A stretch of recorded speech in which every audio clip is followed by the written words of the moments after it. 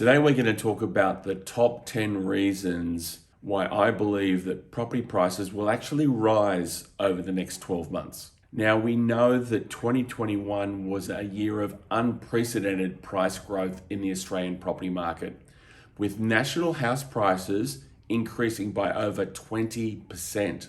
Towards the end of last year, many property buyers were paying a FOMO premium just to get into the market in the face of chronic undersupply and increasing prices.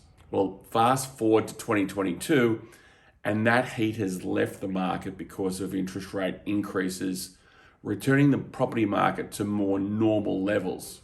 Now, that means that at the moment in 2022 and likely going into 2023, there's much less competition for people to get into the property market, and they're no longer paying that FOMO premium, and hence they're taking advantage of some excellent investing opportunities. Now, despite what the media's doom and gloom says about the property market, they would have you think that the only thing that affects the property market and the reason why it's going to go down further is because of increasing interest rates. Now, we certainly agree that increasing interest rates is going to result in property prices probably falling a little bit further. But it's a much more factors than that are actually affecting the Australian property market. What we're going to talk about today is Terry Ryder. He's one of the Australia's leading property researchers from Hotspotting. And what we're going to do today is go through his top 10 reasons why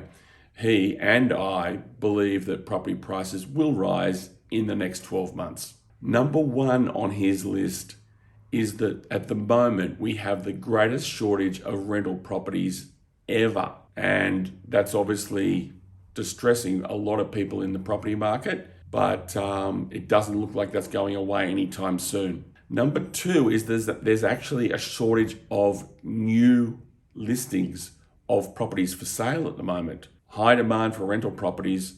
There's actually not enough property for sale at the moment for investors or owner-occupiers. Number three is that there are major projects at the moment to bring new residential property online that are actually being deferred.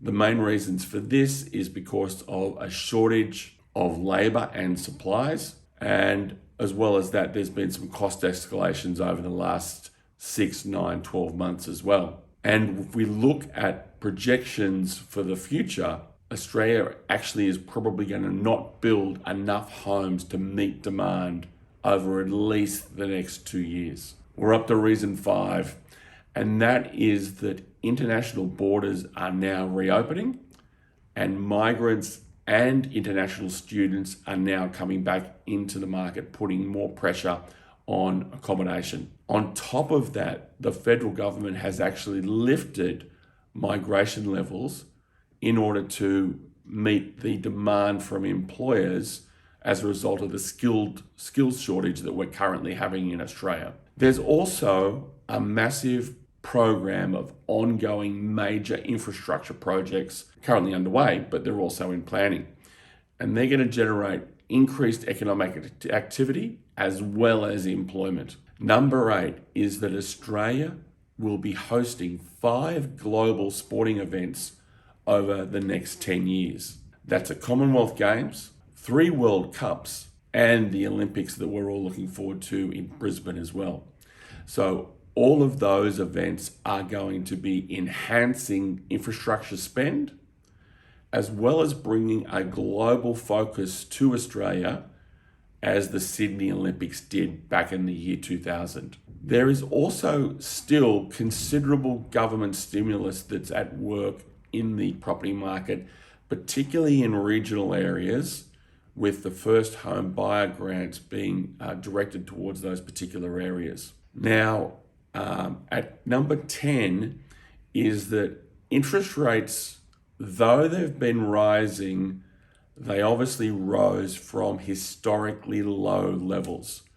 And so what they're doing at the moment is just normalizing so that even though they've risen considerably, they are still at historically low levels. So for all of these reasons, we believe that it's time to really block out the white noise of the media's negativity and move forward with our property investment plans as our resources and financing ability allow for it. And remember that time in the market is always more important than trying to time the market.